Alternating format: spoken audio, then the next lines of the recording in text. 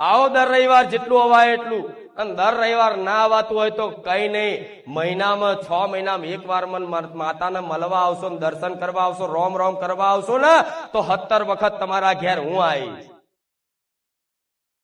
તમારા ઘેર કદાચ આવવા માટે સાધન ના હોય, આવવા માટે ભાડું ના હોય, સમય ના મળતો હોય તો ભલે જાઓ. હું મેરડી જાહેરમાં એવું કહું છું, દર રવિવાર મારા ભરવાની જરૂર નથી. ખાલી ઘેર બેઠા મન માતાને યાદ કરતા રહેજો, અને મોબાઈલમાં મન માતાને જોતા રહેજો, અને મોબાઈલમાંથી હોંભરી અને ઘેર પાલન કરતા રહેજો.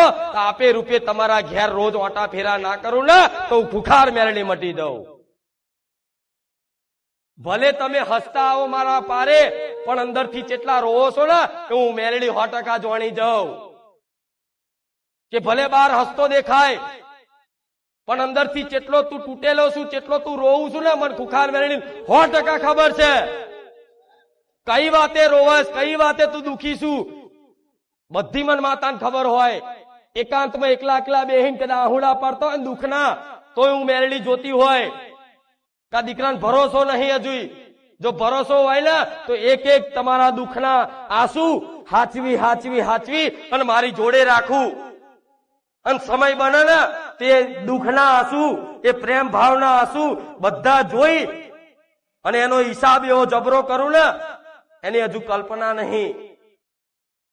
દેવ કરે એવું કોઈ ના કરે, માતા કરે એવું કોઈ ના કરે. હજુ માતાને શું સમજો છો તમે? હે મારી ચામુંડા, હે મારી ખુખાર મેરડી, રામ રામ એમ કરી સેલ મારો ને સ્ટીરિંગ ઉપર બેસી જાઉં. પછી ચોક બાઇક લઈને પડે મળી, હું તો પડ્યો. ત્યાં મને યાદ ના કરી તારે ને? આ શું ખોટું? જેને સ્મરણ 24 કલાક થઈ જાય એની તો ગાડી હું માતા ચલાવું. મને ઓળખો છો તું.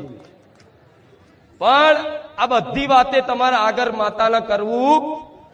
દર મતલબ જો જાવતા બસ માતા 5 ડગલા આગળ રહેજે, માતા 5 ડગલા આગળ રહેજે, માતા 5 ડગલા આગળ રહેજે. તમે 5 ડગલા બોલો ને, કળિયુગ છે, એક જ શરીરમાં દેવ અને દાનવ છે. આ શું ખોટું? આ તમારો દુશ્મન હોય તો તમારું જ મન. આ શું ખોટું? પૂછો આત્માન. આ તમારો કોઈ બહાર દુશ્મન ને, તમારું મન જેવો દુશ્મન છે ને, તમારું આ મન જેટલું દુશ્મન છે ને એટલું તો કોઈ તમારો મોટો દુશ્મન નહીં હોય. આ શું ખોટું? તો આ રામ રામ રામ રામ રામ બોલી અને આ રાવણ નો અંદર નાશ કરાવું છું. તમને ચો ખબર છે રાવણ નું કામ શું?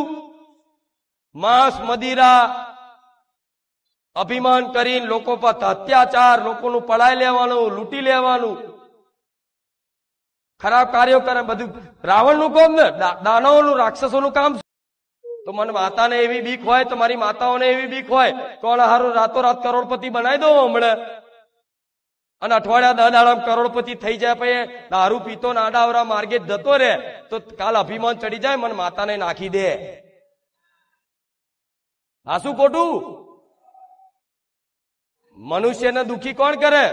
સૌથી મોટું તમારો દુશ્મન હોય તો તમારો જ અભિમાન. દુશ્મનો બહાર નહીં, દુશ્મન અંદર બેઠા છે. આ શું ખોટું?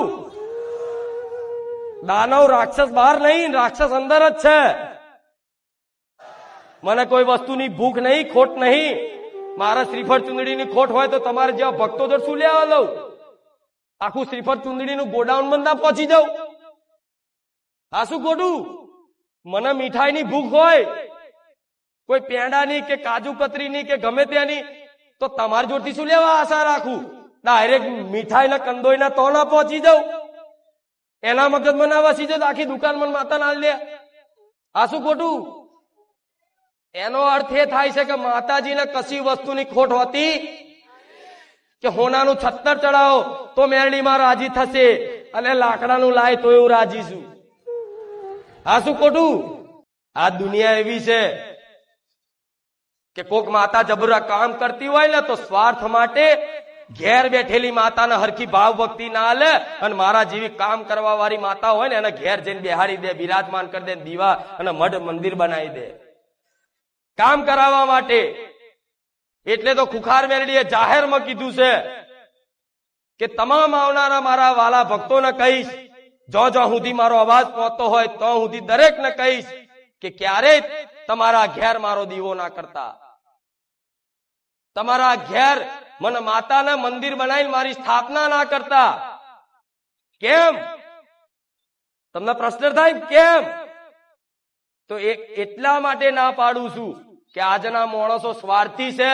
કામ કરવા વાળી માતા હોય ને એટલે કામ કરાવવા ઘેર દીવાબત્તી આરતીઓ કરે અને 6-12 મહિના કદાચ હારું રે અને થોડા દાડે કર્મોની દુઃખની પીડા વેટાય ને એટલે મારા જેવી મેલડી નહીં નાખી દે.